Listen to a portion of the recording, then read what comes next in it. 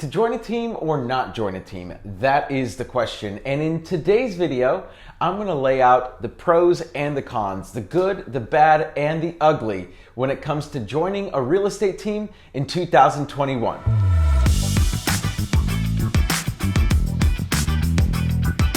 What's up, everyone? Welcome back to another video. For those of you who are new to the channel, my name is Danny Gould. I'm the CEO of the Selling Silicon Valley Group. We help people buy and sell real estate here in Silicon Valley. To give you a little context, last year my team did about 30 million in production.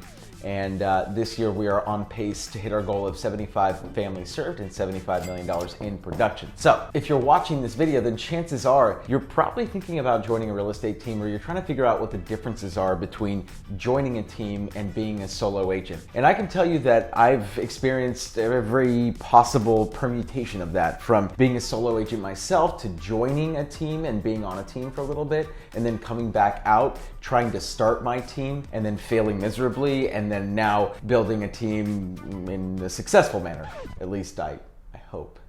Now, before we get into the video, if you are a new agent and you are trying to figure out how to make it on your own, we actually host a free weekly mastermind call every Wednesday. You can check out the link in the description below. And if you are a team leader, or you're trying to build your team, or you are a solo agent that is doing in excess of $20 million in production, we have a next level mastermind as well in the description down below. So check out those two masterminds. They're totally free to you, and I'd love to see you on the next call.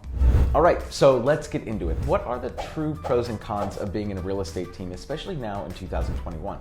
Well, let's start with the most obvious con, which is you are going to make less money per deal. That is a fact. And for a lot of agents, that is a non-starter. Now, depending on how a team is structured and what the team provides you, etc., splits range incredibly vastly. I mean, I've seen teams pay agents as little as 10 to 15% per deal, and I've seen teams pay close to 90% per deal, and everywhere in between. So before you get into the mindset that, oh, well, the team is going to be taking all my money, first figure out what the splits are like and make sure that you investigate that. But number two, and more importantly, if the team is bringing enough value, then the splits shouldn't matter.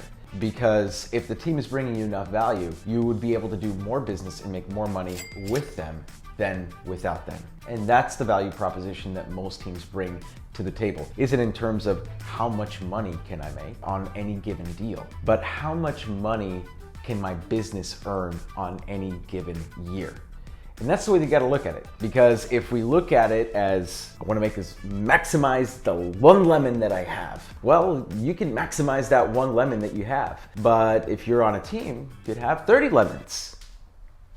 You're gonna make more lemonade if you have the 30 lemons, even if you only get 30 quarters. Get my point? And that leads really nicely into the first pro of being on the team, which is that you will have infinitely more opportunities to succeed while being on a team, especially as a new agent, than you would otherwise. We are seeing teams grow at a very accelerated rate right now. The real estate industry is changing dramatically. I can tell you that when I got into real estate sales 7 years ago, the industry was nothing like it is today. Now, the best teams have access to the best lead generation systems, which means that they are going to get first dibs on the best possible leads, which leaves all of you, the solo agents, with the scraps, with the leftovers. Now, of course, this isn't taking into consideration your sphere of influence or past clients, but you have to remember that teams take that into consideration too. And most teams, at least the teams that I'm aware of, charge a way lower split. They take way less if it's a past client, sphere of influence, etc. But it is not a coincidence that we are now seeing in 2021 a lot of experienced agents, a lot of agents who were absolutely crushing it in the solo agent world, hopping over and joining teams to continue to run their business. This is not a coincidence. It is because these experienced agents are thinking, I'm gonna continue to nurture and cultivate the past clients and the sphere of influence that I already have, but I'm gonna jump over to this team because they're gonna provide me with all of these great opportunities to add more people to my past clients, my sphere of influence, etc. Make sense? Another pro of being on a team is that it takes way less money to start and run your business. Something that isn't talked about too often in this industry is how much money top solo agents spend on their business. All you see are the glamour shots, the $1 million producer. But how much of that money are they actually keeping? You would be shocked at how little a lot of these top real estate agents are actually pocketing at the end of the day. Where's that money going to? It's going to marketing, it's going to support, it's going to software, it's going to lead generation, it's going to fees, it's going to coaching, it's going to staff.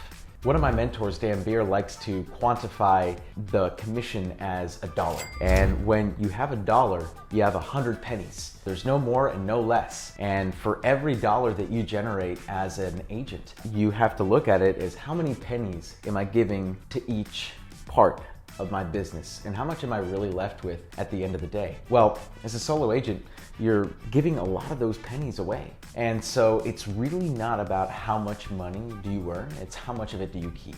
And as a team member, you basically get to keep 100% of your earnings.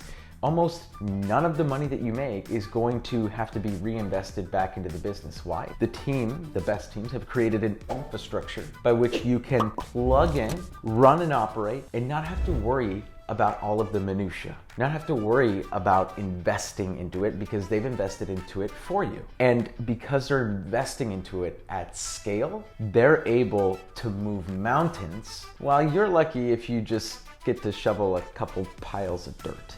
Now let's move on to the next con, which is accountability. What was that?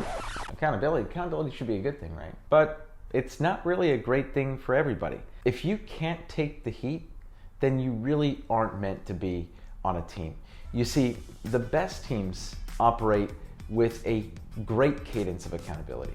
They are there to help you and your business thrive. And a lot of that stems from tough love, accountability, making sure that you are holding yourself accountable to the things that you said that you wanted to do. Are your actions mapping to your ambitions? That is the whole point. That is one of the biggest points of being on the team, is to make sure that on a daily basis, you're surrounded by people who want to see you succeed. But that accountability sometimes is too much for people. They don't want to be told what to do. And if that's the case for you and you aren't able to take that sort of constructive criticism and aren't able to deploy what is being fed to you through the accountability, then being on a team isn't for you. You know the old saying goes, most real estate agents are in real estate because they're unemployable. But all jokes aside, one of the biggest pros of being on a team is the accountability. Because a great team provides you with an infrastructure that allows you to survive and thrive and flourish in an environment right now in 2021 that is absolutely brutal for most real estate agents. Through a strong cadence of accountability, you will be able to maximize your growth and grow at a much more accelerated rate than you would otherwise being a solo agent. And really, the best teams and the best cadences of accountability are gonna allow you to consistently, on a daily basis, check in with yourself and say, hey, are my actions mapping to my ambitions? If so, great. If not, what can I do today to move the needle forward? And those daily adjustments compounded over a year make all of the difference in the world. Let's talk about another pro, which is being on a team is like being on a family. Team culture, the best teams have this thriving spirit, and being a part of that is so invigorating, and it really lifts you up and it helps you become the best version of yourself while allowing others and helping others yourself become the best version of themselves. It truly is a real family, like a business family. And that's what I see most in these teams. I've had an opportunity to shadow many teams in person over the years, and one that really stands out to me is Lisa Chinati's in Boston. And Lisa was really nice enough to bring me to Boston. Lisa was nice enough to open up her doors and really take me behind the scenes for her entire real estate business. Now, just to give you a little context here, Lisa's team did well over $200 million in sales last year, over 500 units.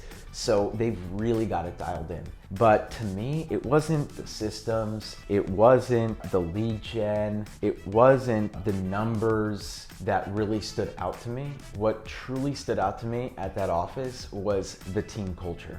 Everyone there was a family. Everyone there is working towards the same goal. Everyone there is working towards the same objective. And together as a unit, you can get there way faster. And you can do so much more as a team than you can as an individual. I just can't say enough about how impactful being in that environment was for me and my business as I grew my team, to be able to see what they did correctly to build that type of culture, because truthfully, it is unbelievable how connected that group of people is in Boston. So shout outs to Lisa Chinati and Jason Posnick, our sales manager. The two of them have created something absolutely special out there. And if you're lucky enough and you have a team similar to that in your marketplace, you would be foolish not to join. But for every couple pros, there is another con. And in this case, joining a team, you are going to be giving up a little bit of your own personal brand identity. It's just a fact. Your personal brand at times can get lost in the sea of team advertising and branding. If you are a me, look at me kind of person, and you want to see your face plastered all over town, then the team might not be the best fit for you. That being said, wouldn't you like to know how to grow that kind of business, how to build that kind of business? By joining a team early on in your career, it provides you, if nothing else, with a roadmap on how to build your business correctly.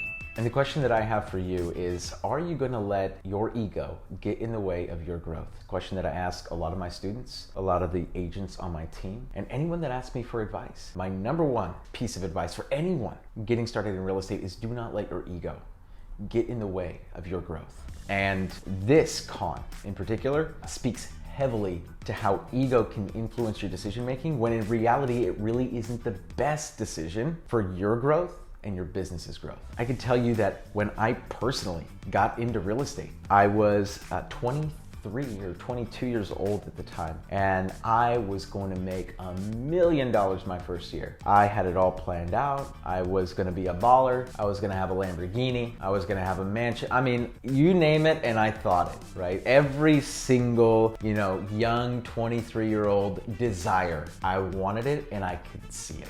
4 months into real estate, zero sales, right? Zero sales. At that point, I decided that I needed to change something. And so that was the first step in me realizing that in order to succeed, I couldn't allow my ego to get in the way. I didn't want any help. I didn't want coaching. Coaching was for losers. I didn't want to be on a team because I wanted to do it all on my own. I didn't want advice from anybody because I was better than them. And that's the wrong way to look at it, because now, looking back, had I started on a team, I would have been much better off. But I did decide to join a team about 4 months in, made a huge impact on my business. I ended up in the last 8 months of that year doing 12 sites and GCI of $150,000 or so. So it was a really, really, really good first year for me, but I not allowed myself the opportunity to grow by casting my ego aside. We could be in a totally different position right now. I could be not filming this video, like who knows? And so I look back at different pivotal moments in my life, and that was definitely one of them, was the decision to drop my ego and go join something that I knew was going to be the best solution for me in the short term. And that leads us finally to my last pro. And to me, this pro is the most important one. I know that a lot of people are drawn to teams for lead generation, maybe for the accountability, but most people are drawn to teams because of the leads. But to me, the leads are secondary. They are not as important as this one thing.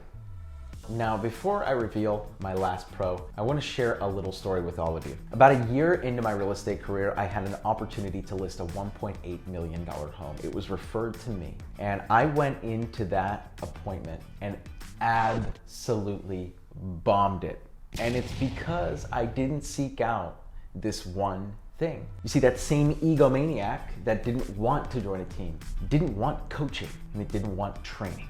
And that's the biggest pro of joining a real estate team, is that you're going to get the proper guidance, the proper coaching, and the proper training to execute at a high level on day one, not day 501, like me. You see, teams got to where they are because they are doing things correctly. Not only are they doing things correctly, but they are saying the right things at the right time to the right people.